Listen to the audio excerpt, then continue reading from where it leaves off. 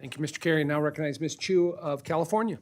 Thank you, Mr. Chair. First, let me be clear that Democrats strongly support recovering fraudulent unemployment insurance payments, including any fraudulent funds that may be sitting in bank accounts.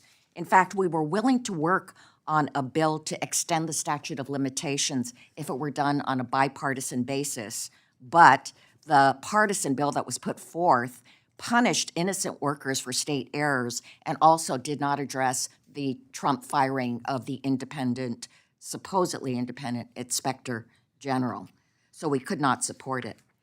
But in fact, Democrats support going after UI fraud so much that we were the ones trying to get full funding for the office responsible for investigating potential fraud and bringing criminals to justice, unlike this Republican majority, which slashed appropriations year after year for the Office of Inspector General. These cuts have forced the Inspector General to lay off staff, cancel a contract to help triage fraud tip line calls, and curtail their audits and investigations.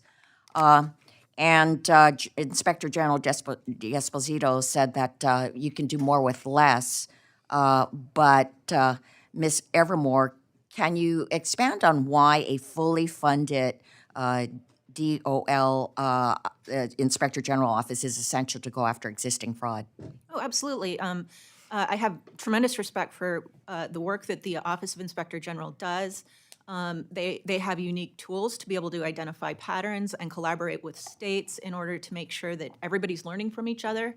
I also have great respect for the work that the PRAC has done on fraud throughout all pandemic programs. What you really need is a strong central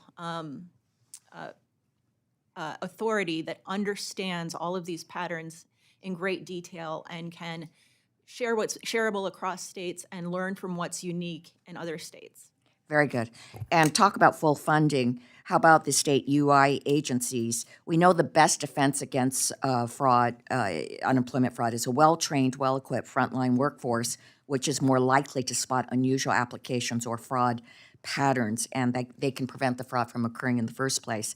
The American Rescue Plan did do that full funding, but then that was cut drastically. So why is that important, Ms. Evermore?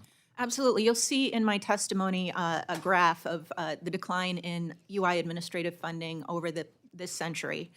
So what I've seen, especially when we interviewed all of these states about what was actually going on there, picking up on patterns is sometimes a very human thing.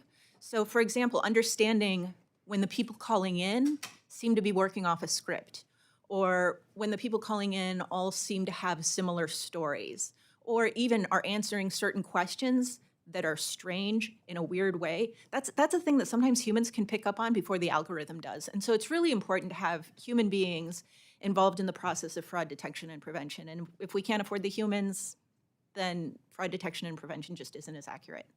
Thank you. Mr. D'Esposito, the Inspector General position is an independent, nonpartisan office, and under the Hatch Act, you are prohibited from running for political office. It was reported in Newsday last night in this article that you are planning on running for New York's 4th Congressional District. Do you plan on resigning your position as Inspector General after only 2 months? And have you been engaging in campaign activities when you've been serving as Inspector General? Well, thank you for the question, Ms. Chu, and I don't think that that article was in the financial memo that we issued about the $1 billion in fraud. Today, I am here to serve as the presidentially nominated Inspector General of the Department of Labor. I was confirmed by the United States Senate, and I'm here on this panel today answering your questions as the Inspector General. But this article does say that you do plan on running for this position. Ms. Chu, if I may, can I ask who wrote that article? Billy House? Right, not Anthony D'Esposito. And it actually says that you are confirming that you are running for this office. It actually says in the article that there was multiple calls made to Anthony D'Esposito and there was no comment made. That's what it says. Well, I hope that if you are indeed doing this, you do resign. There is a Hatch Act that prohibits that Ms. kind Chu, of I am activity. well aware of the Hatch Act. I'm also well aware, if you want to talk about the work that the office is doing, which is why we're here, Our agents and our auditors are doing tremendous work because we are embracing technology and utilization of different resources and actually to get this job done.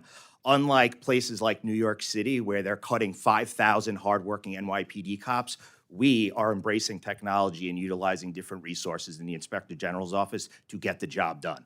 So if we want to talk about defunding police and defunding criminal investigators, we should look no further than Democrats like in New York.